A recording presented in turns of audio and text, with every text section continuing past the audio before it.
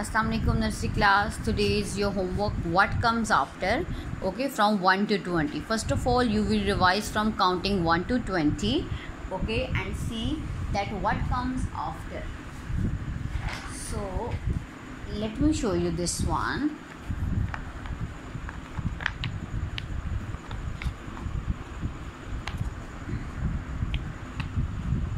Okay, first of all, let's revise. 1 2 3 4 5 6 7 8 9 10 11 12 13 14 15 16 17 18 19 20. Now the question is, what comes after? Means what is this? 4. What comes after 4? 5. Yes, this is 5. You all will write 5 here. 9. Now where is 9? Yes, this is 9. What comes after 9? 10. Okay, what comes after 3? What comes after means के बाद में क्या आता है? Okay, this is 4. Again 13, then 14.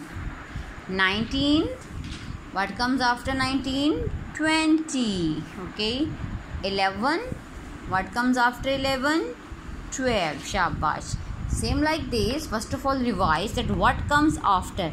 After means इसके बाद क्या आएगा, and same like this right here, what comes after.